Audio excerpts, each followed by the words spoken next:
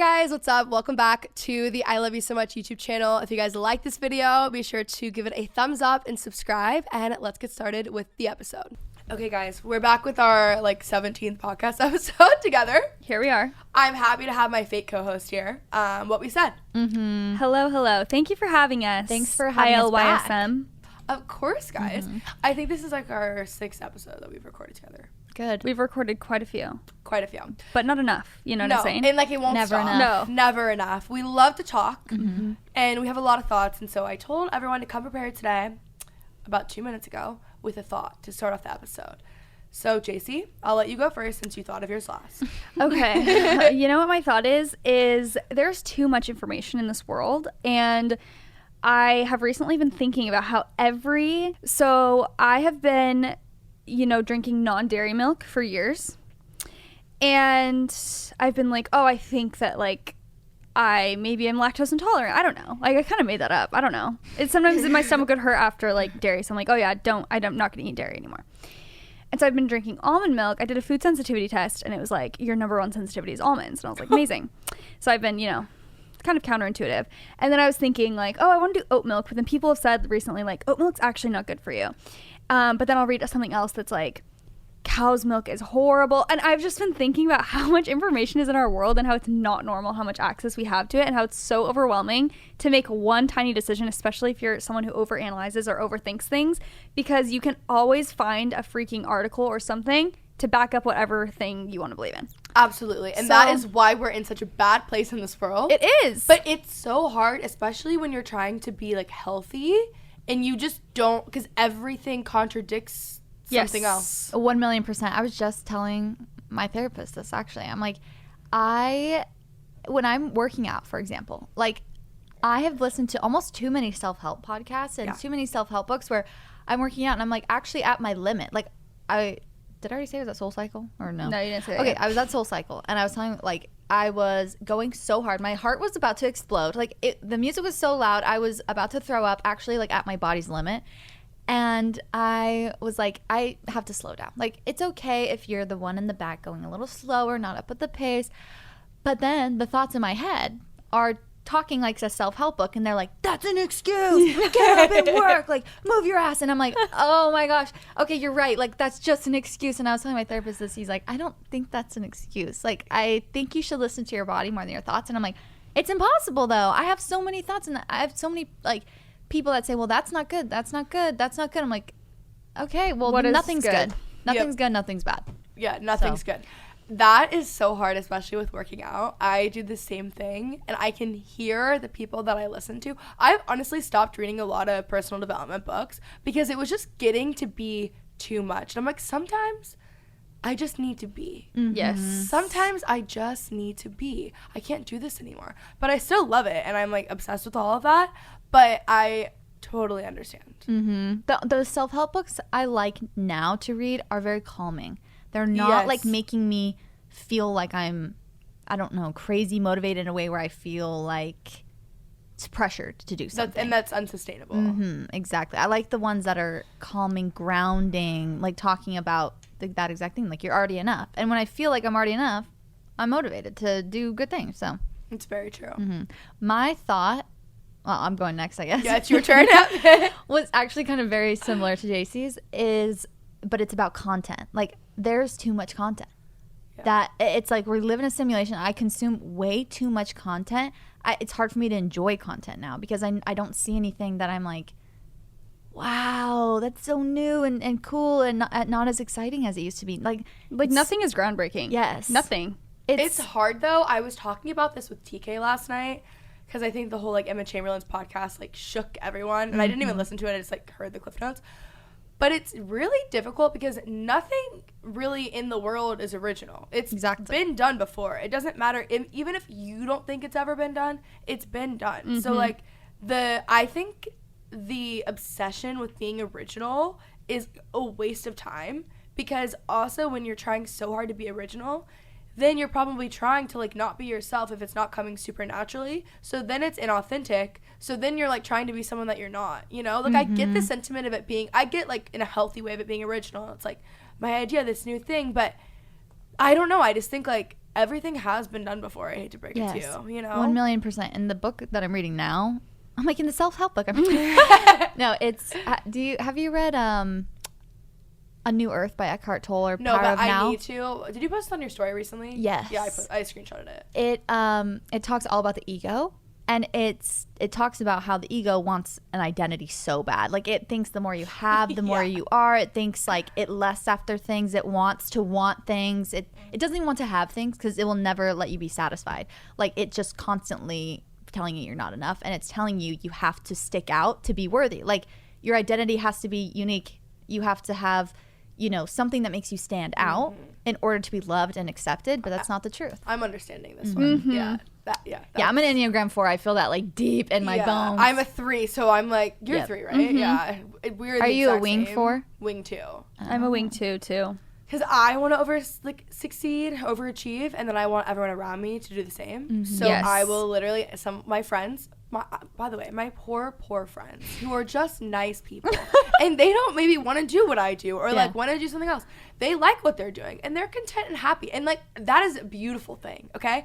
But I come out and they'll mention something that they want to do. I'm like currently trying to make them all TikTok stars, and I'm like, That's me, 100% literally. bad. And I'm like, you like doing this? That would be great on TikTok. Why not stop posting that in a Snapchat? Post it on TikTok and then hashtag this and like before you know it, I'm like trying to give them a career. And I'm like, what am I doing? Like creating a 5-step business plan for them. Exactly. And that is my 3 wing too. Like, it actually is embarrassing sometimes. No, I'm like, you know, I am a lot. you know what I just told my friend who was saying, she's like, I kind of want to do TikTok, should I? And I like, of course, I'm like, yes, and let me tell you how, and da da da da. And I was saying, here's the thing. I've seen how social media has led me to my dream career and dream life. And I'm such a passionate person by nature anyway, that it's so hard for me when someone's like, oh, I have this idea, to not be like, do it. Like, you could literally, you know, have a career out of this and like live your dream life, especially when they don't enjoy their current job. I'm just like, I want this for you so bad. But I'm the same way. I'm like overkill. For sure. But it's hard. I completely agree with that. And it is hard when I'm watching people like settle, because I'm like, you don't really want to be doing that.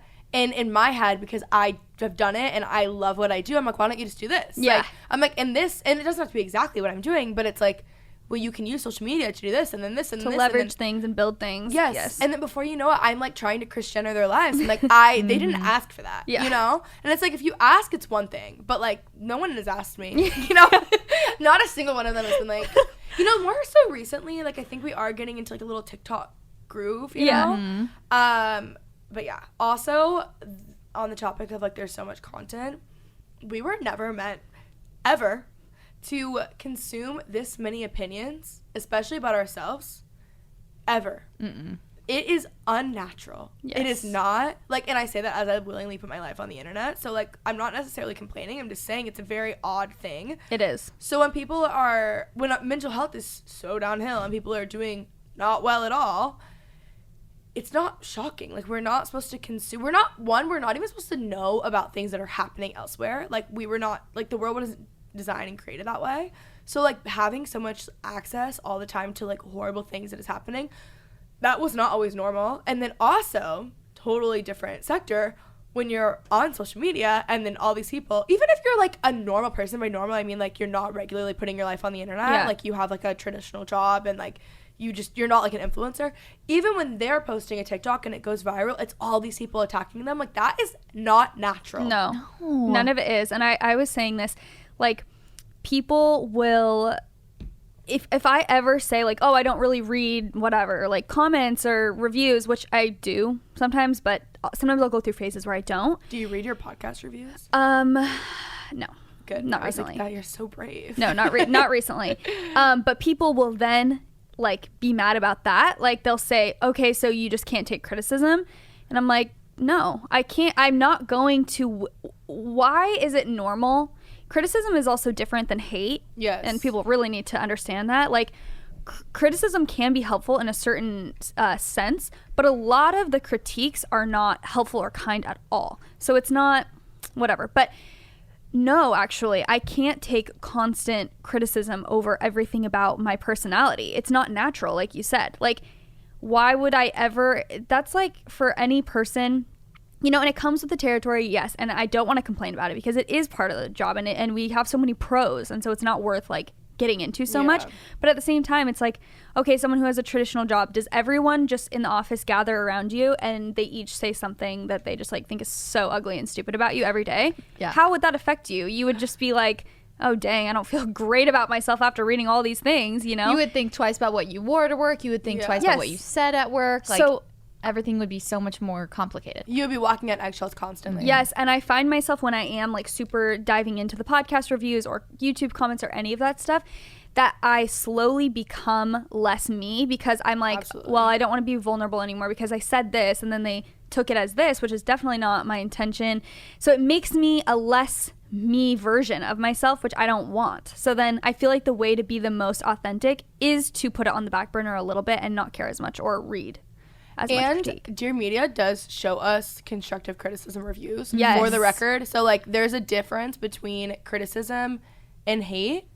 And the people who are mad that you're not reading it are the ones who are commenting hate. Exactly. You know? Because there is, and I'm so grateful for all the positive reviews because it does help our podcast. And so I always try and make sure and say that too. Like if you're leaving positive reviews, even if I didn't physically read it, like I'm so grateful. And I'm so happy that you did that because it helped our show so much. So if you love it, that's awesome. But yeah, it's exactly what you said. It's like, well, and the reviews aren't necessarily for us either. The reviews are for other people to know. It's like a Yelp review. Like, would you go eat at this restaurant? Would I listen to this, podcast? Exactly. So it's like, I like this podcast because this and this. Like, if you like this, you'll love this podcast. If you don't like this, you won't like this podcast. So it's not really even for us to read. And like you said, Dear Media will bring us some. If it's like a constant theme, like you guys, everyone's saying the same thing, maybe think about it. And there are things that are constructive, like you said, like, oh, I wish if a ton of people are like, I want the podcast episodes to be shorter because of this, that's something to consider. But it's not like, you guys are ugly and your voice, da-da-da. It's like, that's nothing we can control. Yeah. So why would we read that? You know what I mean? Yeah, like, I hate your voice and you're stupid. Yeah. And you're ugly too. And yeah. That's basically what it is. And like, I hate your family too. Like, it really just like, it doesn't stop. And you're reading and you're like, oh my God. Like, I hate your family. Yeah, literally. It's horrible. Okay, so my thought, it's not really a thought as much as it's like, I don't know. I make the rules here on this podcast today. So, okay, guys, I have been posting about this only because I've been extremely validated when I'm posting about it. So it's making me feel better. I have felt this way my whole life. The way people traditionally feel in the fall and winter time with seasonal depression is how I feel in the summer, which is so tragic, isn't it? But I'm so happy in the fall and winter. But in the summer, I hate the heat. So something about that just doesn't sit right with me. Like, I love gloomy weather. It's really weird. And then it just makes me like extremely unmotivated and just like really down. I spiral. I'm way more critical of myself. Not physically, but like emotionally. I'm more critical on myself, like for like my career and like what I'm doing in the summer than I am normally. Like everything that people describe like seasonal depression as in the fall and winter, I am not in the summer, and it's not very fun. Well, what are your top 3 favorite hobbies? Okay, reading, I know, is one. Reading, Pilates, and then cooking. Like, those are all very winter, fall things, too. That's so true. Like, you could do all those you things. and what you like to do. Exactly. Like, I feel very cozy. I feel very, like, that's what you thrive doing, so that's the time to do it. So it's like you want to be in that season. That makes sense. That's so true. And, like, my tortellini kale soup that I like making, that's very true. But I like a lot of the summer. Like, I like vacations. Yeah. I like the water. Like, I do like these things, but I'm unwell these days. Yeah. I want to dive into that psychologically. I don't know how, but it's like, I'm sure there's a reason. There's got to be. I've done like years of trying to do like deep dives with different therapists too, to be like, was there like a trauma that happened that like is linked to summer and that's why I hate summer and I associate it with it? It's not. I do think partly it could be because I'm such a like routine person and I thrive off of routines that summer, naturally, everything feels a little bit more relaxed, even though obviously I'm not in school anymore. So like my life doesn't really change. But I do feel like there's like more travel and more like life's a little bit more up in the air.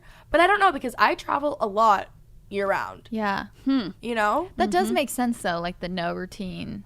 But I still have a routine. Yeah. Because it's... I was going to say, though, the heat could be a factor, because even in Arizona, like, I remember just being like, the summer's miserable. Like, I don't want to go outside. I don't want to do anything. It kills my motivation for everything, because it's like, oh, we could go to this whatever, park and have a picnic. And I'm like, that sounds miserable. It's so hot. Like, I don't want to do that. I'm I don't want to do absolutely anything. not doing that. Yeah. So then you kind of are just in your house all day, which I don't know. Did you love school growing up? Yeah, I did like school. And I liked the routine of it, I think. Yeah. I say that, but, like, I didn't go a lot. And I was weirdly, like, very involved. But, like, I was going to court for truancy all the time. And I had great grades, so that's how I got away with it. Like, I literally went to court because I didn't show up to school. Wait, and what? Weirdly enough, which is very common. Like, They a lot took of you to people, court? Oh, yeah. It's called truancy. Oh, my goodness. But a lot of people that I knew, like, it wasn't just me, but it was, like, it was a little more Are they extreme. suing you? Like, what do you mean they took you to court? I think if you were to have, like, bad grades, you would maybe have to do, like, community service or, like, repeat the grade.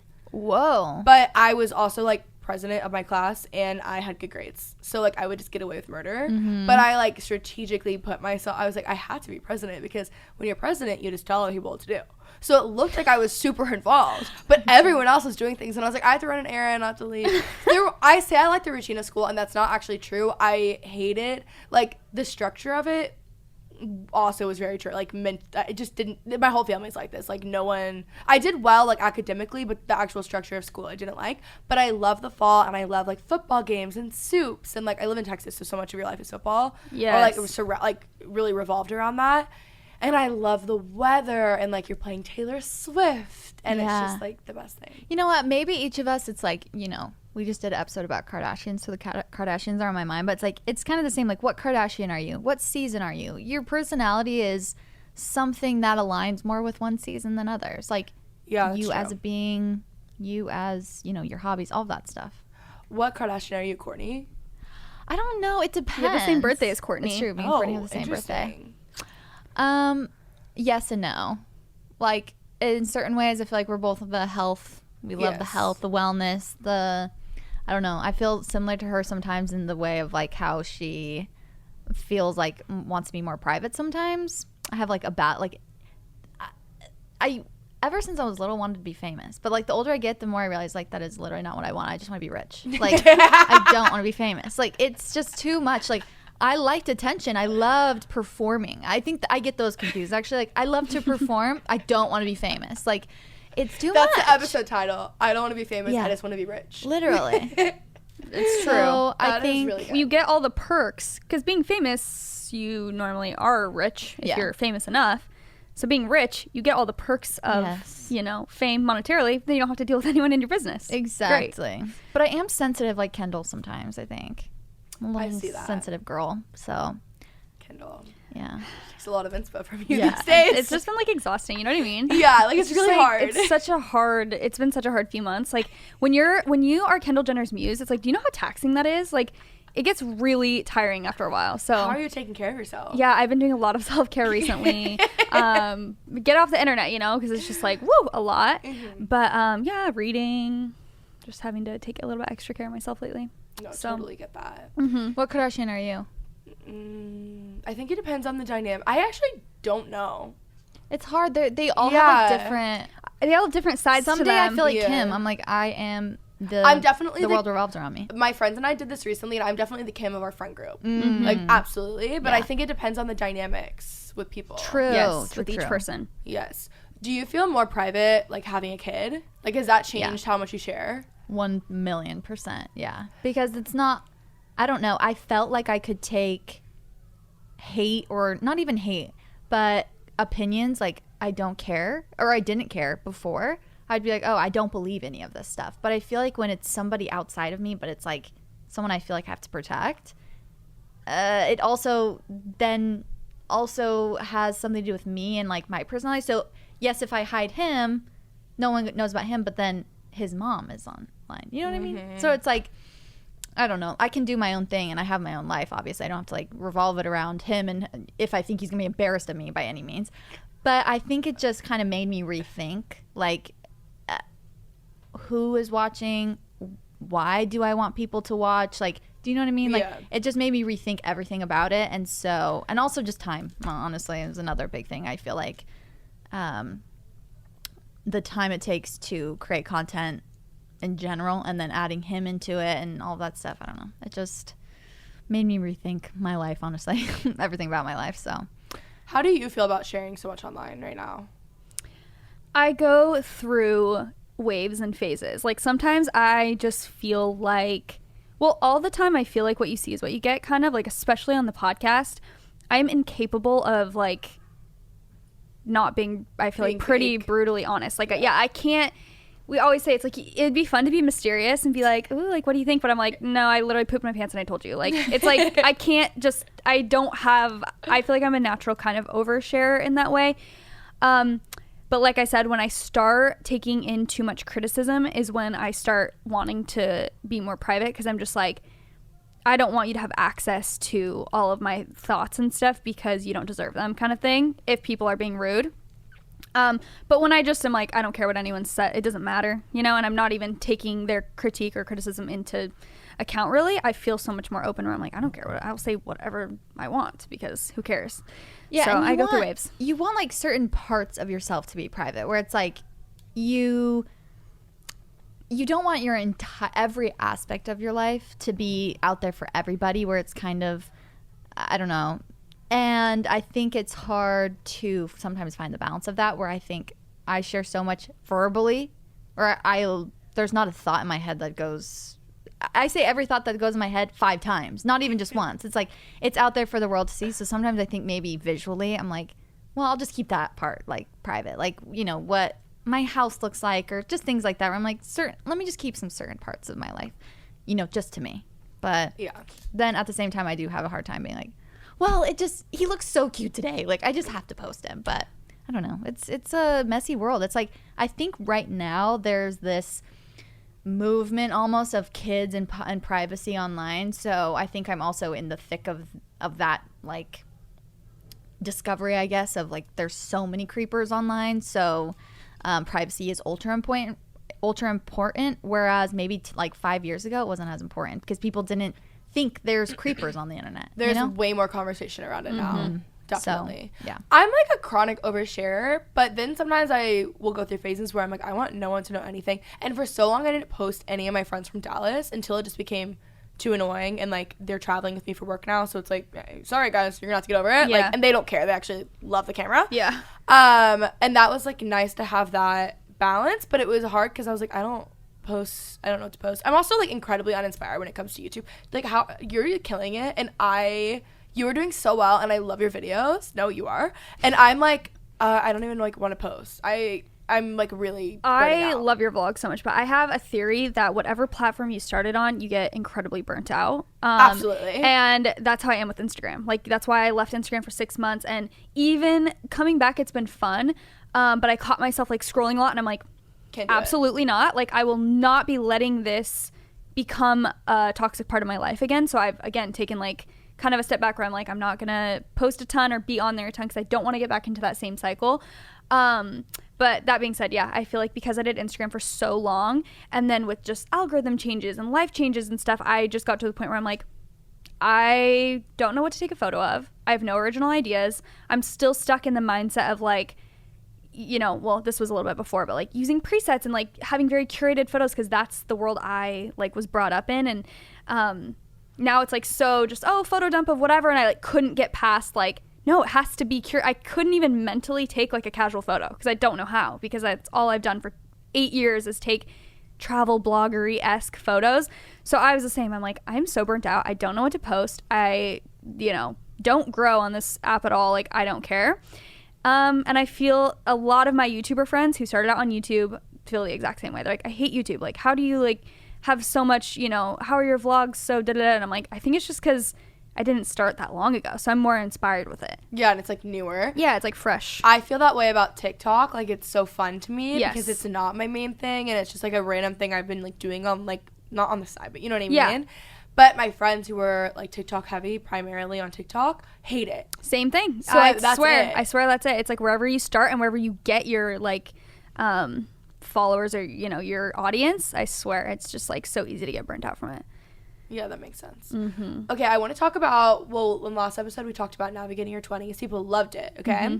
So I want to talk about navigating your 20s, especially when we've all been talking about this recently, like changing, not like, I don't know, I'm not like saying this correctly probably, but like changing your beliefs or maybe reevaluating your relationship that you've had with like certain religion or organization or whatever it is. Where are y'all at now? We are scared. We've been talking about this so much amongst ourselves and like with friends and stuff and on our podcast a little bit as well. I think this is what I was talking about on our podcast recently. I was saying I have always been like, I don't want to share my thoughts on religion until I know for sure, like what I believe in and where I'm at and what I'm going to do for the future. Like, because the truth is I've never connected super deeply with Mormonism, which is, we both grew up Mormon. But it's such a huge part of my life and my identity that I was just like, oh, this is easy. Like, obviously I'm always going to be Mormon because it's like, what, it's just all I know, you know? And then once I got married and just started growing up and like thinking for myself and moved away from home and stuff, I was like, do I just do this because that's what I have always done? Or do I do this because I love it and I connect with it so deeply and it sits well in my soul and I love it? Like, I just started having that kind of conversation with myself. And again, online, I always avoided the subject completely because I'm like, I don't know when people be like, are you Mormon? Do you do this? I'm like, I don't want to talk about this because I don't know how I feel. Did you ever talk about it before? Or did they just guess? A little bit here and there. Yeah, I would talk about it here and there. And if, someone asked, but yeah, I'm Mormon. So everyone kind of knew, I think. Not everyone, but a lot of people, especially OG, people who have followed me for a long time. And I just started making it, like, not a part of my content at all. I was like, I literally have words blocked on my Instagram still where you can't even, like, comment certain words that have to do with Mormonism because I was just, like, getting overwhelmed with being asked those types of questions all the time. And then, yeah, I was always like, I'm not going to share until I know what I believe. And it's just lately, I feel like I've kind of gained confidence with being like, I'm fine to share about it, even though I still don't know what I believe in completely. And I think that just came with time and growth and becoming a little bit older and being like, I don't think anyone really has it all figured out. So it's fine to admit that. And also, whenever we do share about anything on this subject, I get hundreds of messages. Like, girls are just like, thank you so much. Like, I feel the same way. And so I think I'm just more open to talking about it now.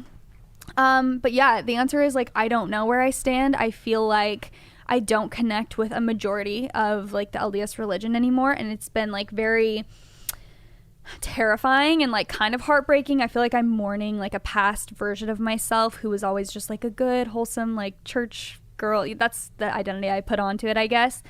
And trying to, like, rebuild as just myself and whatever that means. I don't really feel the need to put labels on it or be like, I left the church, I'll never go back. Like, I hate it's not that. It's just like, I'm gonna do what feels right to me, and that's at this moment not, being super converted and bought into all those Mormon values. Yeah. What you said about, I was listening to y'all's podcast the other day, and what you said about, like, I was waiting until I knew 100%, and then I was going to give, like, my answer. That's how I felt. And it was something, like, unfortunately, the college that I went to, like, it was so obviously, like, not even a part of content, but, like, it was just such a big part of my life, and, like, I vlog my life. So, like, whereas if I was just doing podcasts or something, it could be different. So it was something that, like, I couldn't really avoid, and I kept trying to, like, not answer, and it was annoying. Not annoying, and I understand why people were asking, but it was hard to, like, figure it out for myself when all these people kept asking me questions, and I was like, I really don't know. And I honestly thought it was going to take, like, 6 months to a year, and I'd be like, oh, I got it. I know. It's been, like, 2 years, and I have no idea. Yeah. And I don't know, like, I could come back in a year and be like, oh my God, I love it. I'm back in church. This is great. But also it could be a year from now, and I could never go back. Like, I don't know. But same thing. When I started talking about it, it was those episodes that I was so afraid of talking about it, and I've never received more messages about anything I've ever posted in the internet in almost a decade since I started at this point, ever. It's like everyone is feeling this, specifically in your 20s, because you're becoming, like, your own person outside of where you're from, and you're just more independent. You're not with your family anymore. You're not in your area, whatever it is.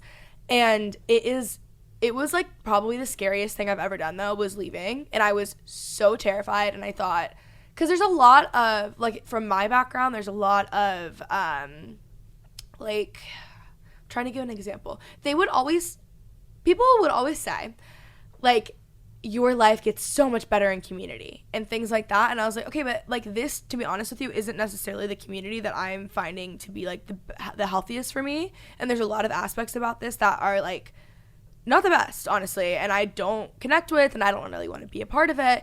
And it's so weird because I thought when I left, like, it was going to be this thing of like, all of a sudden, like, God hates me. And you have, like, a horrible life. Yes, which is weird because I never viewed God that way, and I don't even know what I believe, but I didn't think, like, it really wasn't in, like, an acts way for me. Like, Christianity is very, like, acts as in, like, ACTS, not AX, okay, to be clear. Yeah. But it was never, I don't know, it was weird because, like, logically, I wasn't thinking this is by like my doing, because that's not what Christianity teaches you. It's like a grace thing. But in my, like, the way it had been taught to me, I was like, oh my God, when I leave and if I'm not a part and if I'm not in quotes building the house, all of a sudden my whole life is gonna go to shit basically. And it's so weird because not that I do whatever you want, guys, this is just a conversation, okay? But from my experience, leaving has been the best thing I've ever done for myself, and I think it's helped me so much. And I think had I stayed, I was so confused and it was not healthy, and I found the best community of people just in my life outside of it, and I've never been happier and I've never felt better. And I know, like, when I'll say this now, I can still hear what they will say. They're gonna be like, oh, of course it feels better because you're getting drunk every weekend, you're doing this and like, yeah, it's fun. And it's like, shut up. Like, it's not about, like, for me, it was not about, like, going out. It was about, like, I feel horrible, and this is, like, not, at this time in my life, a really good thing. And this experience that I've had has hurt me way more than it's helped me. My therapist is a Christian therapist. She never brings up God, but she is. And I will tell her things that have happened, and she's like, therapists are not supposed to, like, have their eyes bulge, and she's like, oh my God. So I know I'm not crazy. But I cannot tell you the amount of friends that I have. Like, we're all in this place, and it's very normal. Mm-hmm. And I think it's okay to just not know. Yes. Exactly. I think that's the hardest thing. Like, there's two things that I struggle with is certainties and extremes. Like, my brain, I was telling my husband, I'm like, I can't shut my brain off. Like, I can't convince my brain of stuff sometimes. Or it's like, yeah, I'm like, okay, I'm accepting it. Everything's fine. And then, like, there's this, like, little thing eating at me that's like, are you sure it's fine? Are you sure? Like, what about this? It's kind of like we were saying with all the information. It's like, it's hard for me to just make a decision because I think of the 10 different, like, things that could happen because of it. So it's like, I think of almost the extremes of things where it's like you were saying, oh, if I leave, I'm literally going to get hit by lightning or something like that. And if I stay, like, there's bad and I don't know. Like, so my career will end, and like somehow it's like some weird karma, even though karma is not even part of the thing. Like, something like that. So then you make it super big. Like, you make it a really big deal. That's how I feel. Like, it's just, I'll sit there and I'm like zoning out and I'm like having literally an existential crisis. I'm like, what's happening? Like, and I'm stressing out and I'm just feeling like, something that I've been talking in therapy about is like engaging in life and disengaging. And I feel like when I start to not trust myself, not trust my gut, overthink things, especially in extremes, things like that, I start to disengage from life. I'm not even participating. Like, I'm just like watching things happen. I'm not, I don't know, just present. Like, I'm thinking about the future and the past, and I'm literally not in the present whatsoever. And I don't want to be like that, especially I have a baby. It's like, I want to be so present with him. And so it's like, I want to just tell myself, it's fine, don't worry about it. But then again, the little voices in my head are like, well, you have to figure this out, blah, blah, blah. I don't know. I just hear like a million different voices, and it's hard to sometimes, especially when I'm not in the best, most zen place, to shut them out and be perfect and be like, no, I'm so unbothered by all of that. So I've been trying to just be more present, and I feel like answers come to me when I'm present and engaged in life, and I know what to do, and I know, like, moment by moment. But I've also been trying not to, like you said, like, say this is forever or this is like never again. Not using those words, and just like, this is how I am today and right now in the present. It could change, but I'm not thinking about that. I'm just going with what I feel today, and that's all you literally have is right now. Yes. And like, there's certain churches, one here that normally is on Wednesday nights, and to Dom the other day I was like, and we both were like, if they have it this week, we'd want to go. Like, there's certain things that I can still do, and that I'm still like, that actually makes me feel good. But it's interesting, I was so extreme in my thinking. I'm always extreme in my thinking, but I remember when I was really in the peak of it, being like really, it's kind of like the quote, it's not that deep, you know, like very great quote, you're welcome guys. Yeah. But it's like the idea of like it's not that deep. Every single like decision that I made would be like almost like over spiritualized, like to the point where I thought if I make one wrong decision, it's gonna set me off from like the God's plan for me in quotes. And it was so dire, like it was like very, very extreme. And I'm like, okay, well, I can't do this and I can't do that. And It's debilitating. Yes, it's debilitating. It really was. And God forbid you have a platform that's like about yourself when you're in that world. Like it was the worst thing you could have. Like there was just a lot that was really difficult, but also I definitely recognize the good and I'm very grateful for a lot of the good.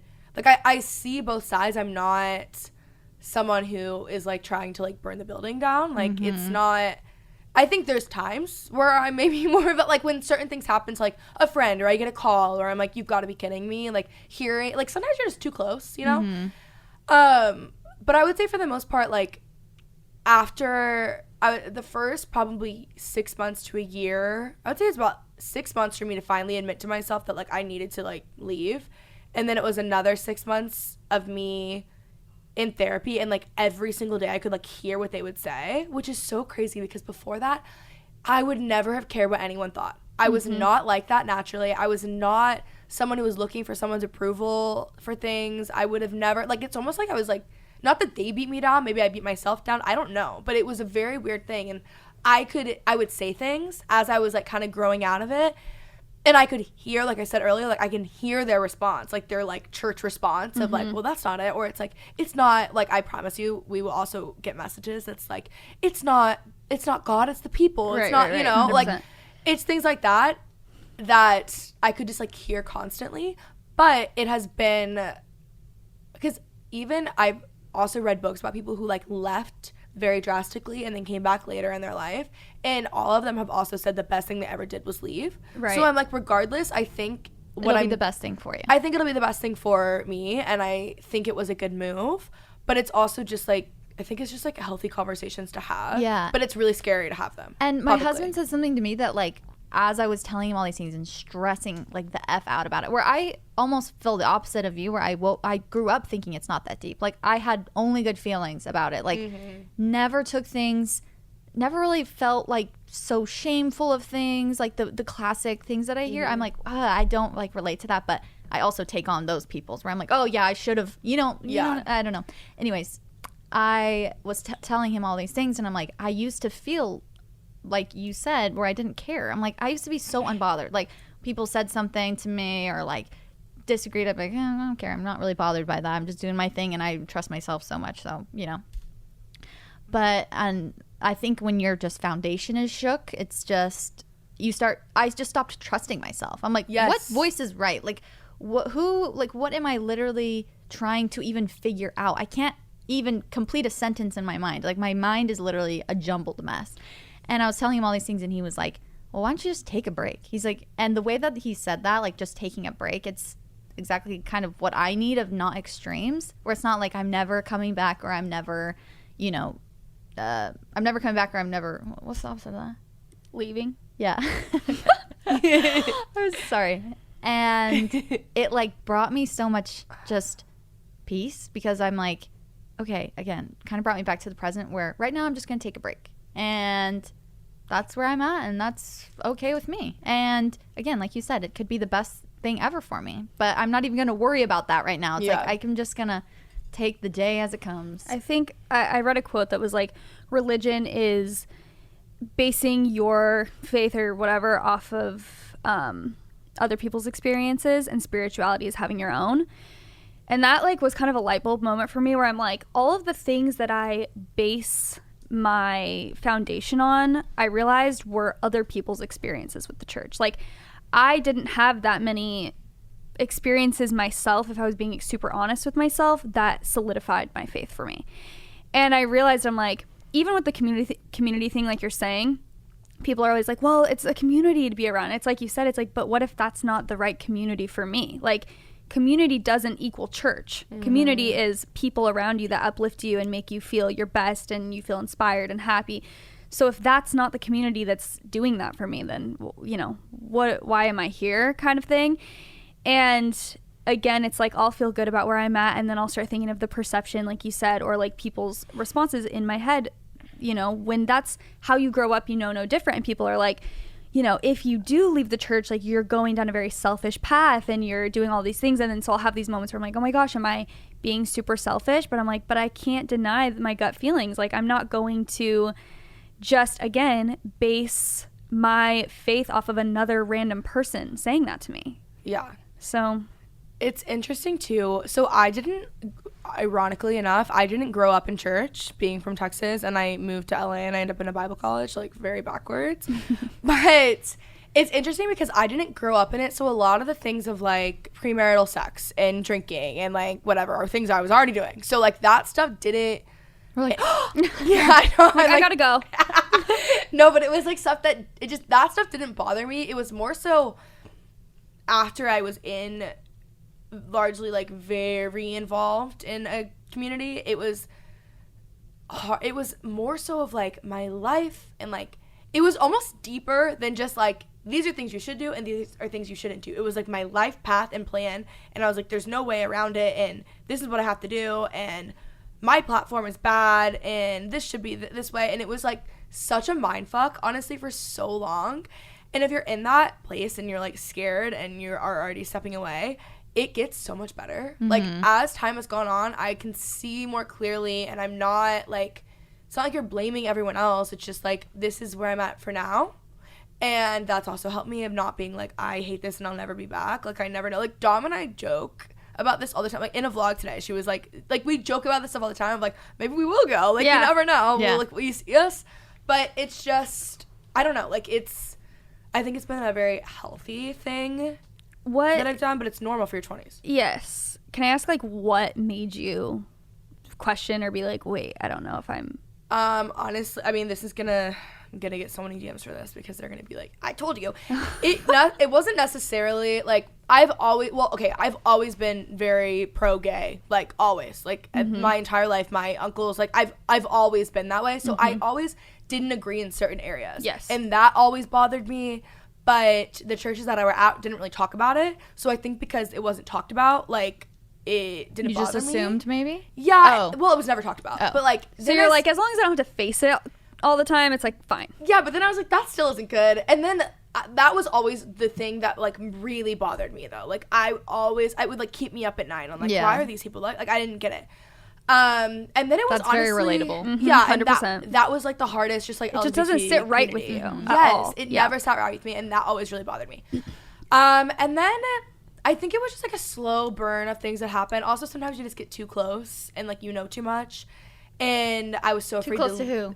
Just like the people there. Oh, gotcha. You just like know too much about what's going on, and I think I don't know. There wasn't one moment where I can think of like probably 20 examples, but there wasn't a moment where I was like, I'm done. I just remember, honestly, it was like my therapist giving me like permission to be like, you don't have to like, and I was living in Texas at this point, but it was just like the overall idea.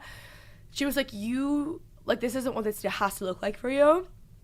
And I just never thought I could even step away at all. And it ended up being such a burden on my life versus like being what a positive thing that it once was. Mm-hmm.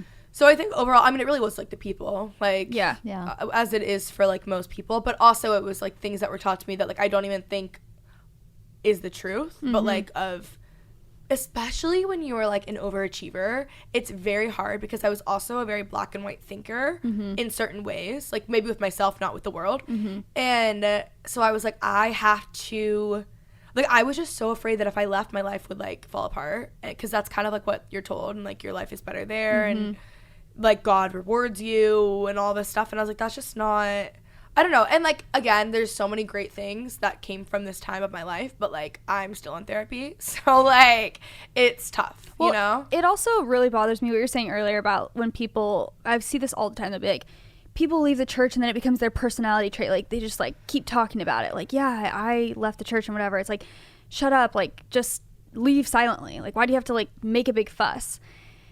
And that bothers me because it's basically, the irony is like, okay, so if we don't think exactly like you, we can't have an opinion. We can't have an experience. Like, let people share whatever experience they want to share. Like, it doesn't just because it doesn't align or line up with how you view the church, you have to understand that every single person has their own experiences within the church, some very positive, some very negative, but they're all real. So it bugs me because it's like essentially negating someone's whole experience, potentially trauma, thoughts, all of it, just because you don't agree and that's not your experience with the church, or you feel personally attacked, which I do understand. You know, people within the church, if you are talking poorly about it, or if you're like, oh, I didn't like this experience with it, they feel attacked because it's such a huge part of their life, and they feel like you're, I don't know, being rude or something about it. But I just feel like we should all be able to share whatever experience is true for us, no matter what. And wouldn't you want to hear the experience of people leaving so that maybe there could be like improvement, or maybe some people have a point? I mean, clearly, like I in college had to write a paper, and it was something with like religious studies. I don't remember, but it was about the decline of like Christianity as a whole in America, and how our generation has the least amount of people in church, and it's just dwindling down. Like there's a reason for that, you know? Like maybe we should, and again, there are churches that are amazing that I love. One here that I was like, I would go there. Like there are incredible places. It's not everyone, it's not every situation, but wouldn't you want, like in any like business, if your turnover rate for employees is so high, you have to fix something internally. So like why are churches not thinking that way? You know? Every It's always someone organization else's needs fault. improvement. Yes. Every single one doesn't matter. The religion doesn't matter. The organization. Exactly. I mean, that's the same with the LDS Church. I believe it's like rapidly declining as well, like faster than it ever has before. You have to look at that. Like, yeah.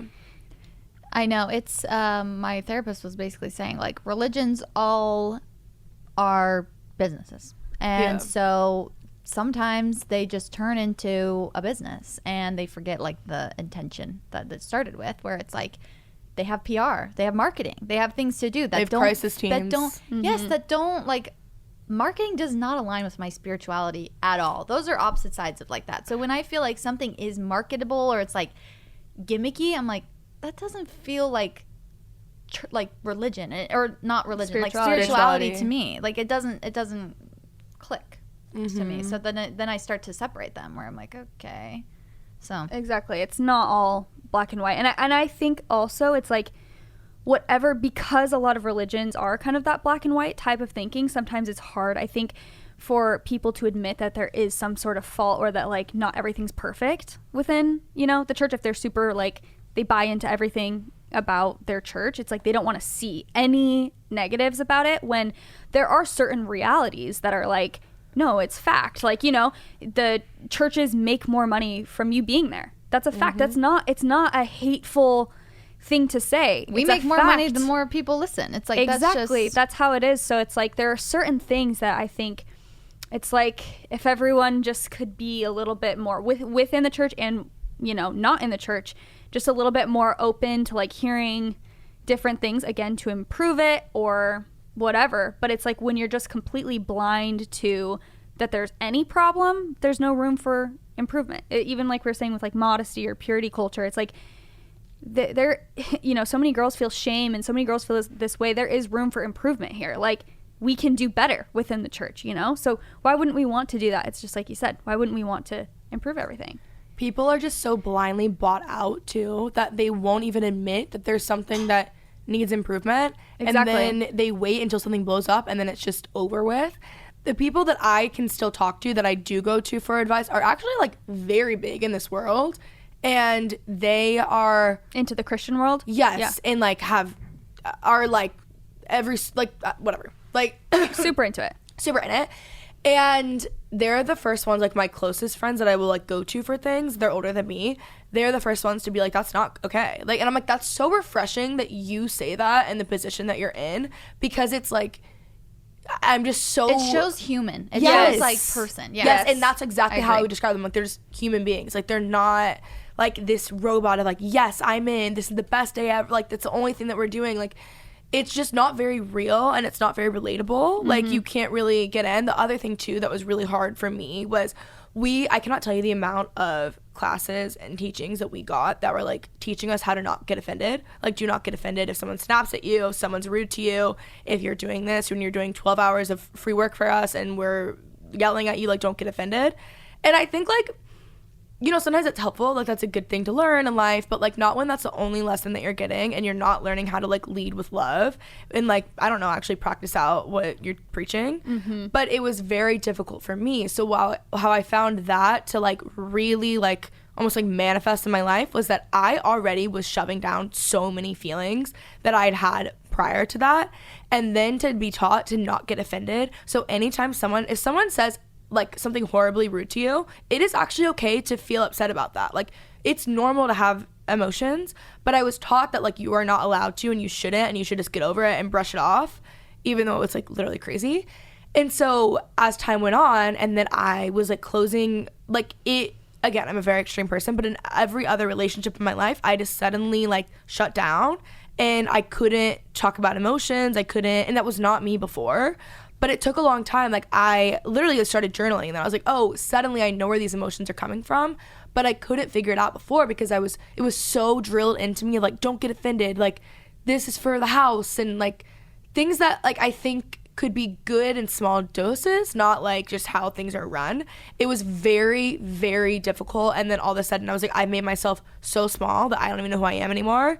And then again, when you leave, it's like your whole foundation shakes, even though I had a foundation outside of that before. And it was just very hard. But again, like over time, it got better. Well, this is, as you're saying that, you'll really like the book, The New Earth, because it was, like I was saying, identity. Like, when you grow up, or like you're saying, all of a sudden you attach yourself to identity of religion, of a certain religion, that is like your biggest thing that you're attached to. And then when it, you leave or you're not associated with it anymore, you feel so empty, like shaken and empty. Yeah. But that's the ego telling you that like you have to have more to be more, and like that's your identity. So who are you now? Like, you're freaking out. But, and I'm literally saying this to myself, thinking out loud, like, that's not who you are. You never were that. That's not like the essence of who you are. The essence of who you are cannot be described in words. It's way more than any label or any identity that you could possibly have. And I feel like when I was just telling JC, I'm like, when I'm remembering that, and I am Zen, and I am in, you know, I'm so unbothered, and I have all the answers. Like, I'm like, I know I'm present, and I trust myself, and I'm like, my intuition is so clear. It's like yelling at me, and I feel so good. And not like good, like, oh yes, I'm excused. But you know what I mean? Like, a difference between good is like peaceful, just okay. It's like acceptance, pure acceptance. It's not judging. It's not any of these things. So anyways, I just had that thought while you were saying that. I think it's so important to remember too that there's not one size fits all. And I think that's really hard when you grow up in religion, because you're kind of taught, at least that's how I feel like I'm taught, that there literally is, that this religion does fit every lifestyle and it's for everyone. And kind of, walking away from that mindset, it's important because, like you were saying, with, you know, people drilling in your head, like, don't get offended, people can treat you this way and it doesn't matter.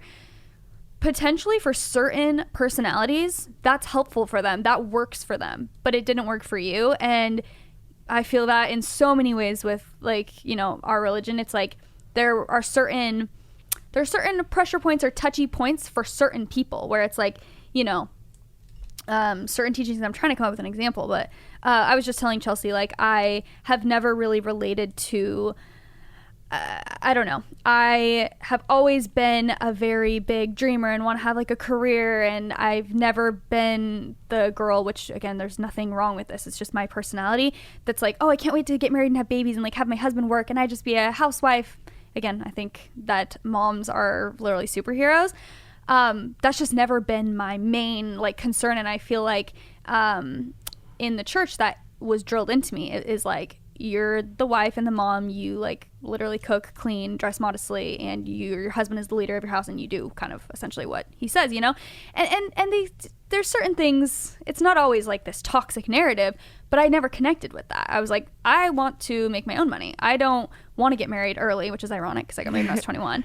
But I literally had that mindset. We want to be the breadwinning housewife. Yes. Yeah. But I was like, I want to travel. Like, I don't want to have kids super young. God really got me with the karma on that one, didn't he? Okay. And the infertility. Like, okay. I'm just doing what you told me, Stacey. Literally. Anywho, but yeah, there's so many parts that I didn't connect with in that way. And for other people, they're like, oh, that was never a problem for me because, like, I don't care about that. You know what I mean? So it's just like there's little pain points for every different person. And there is no one size fits all religion. There just isn't. It's like everyone's spirituality and personality and everything about them. Like Chelsea said, the essence of who you are.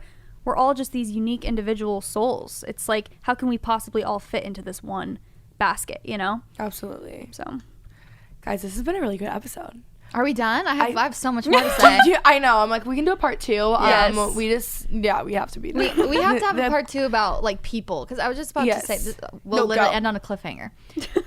The older I get, like me and Jace were talking about this, I used to think all people were, I don't know, just so agreeable and you can get along with anybody. But the older I get, I'm like, wait, it's actually so hard to have like really good solid relationships. I don't know if that's how it just gets when you're older and you're all adults and you have your own lives, or it's like our generation or something. But I'm like, it actually, people would always ask us, how do you find good friends in your 20s? And I'm like, easy, look anywhere, like they're everywhere, right down the street. yeah, but I feel like, I don't know, maybe having a kid has made me semi more cynical, but I'm like, no, I agree with you. I feel like most people feel this way. yeah, it's so interesting. it's like rare to have like very deep, meaningful, healthy friendships and It's relationships. hard to find. Who I think what I'm trying to say is it's hard to find people who actually accept, who don't just like think that they're like Instagram or TikTok or self-help accepting you, like, but like trying to change you. It's like, no, actually understand what acceptance means and does that with, accepts you as exactly as you are. Yeah, it's incredibly rare. Yes. Yeah, that's a great part 2. There we go. Yeah. See you next time. See you next time, guys. All right, so where can they find you?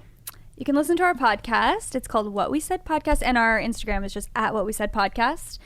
And you can follow me, JC Marie Smith, on any platform. You can follow me at Chelsea Jade Curtis, and that's EY, okay?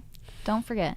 Don't forget. Yeah. All right, thanks, guys. So good. All right, guys, I hope you enjoyed. If you did, let me know by giving it a nice thumbs up and subscribe for more.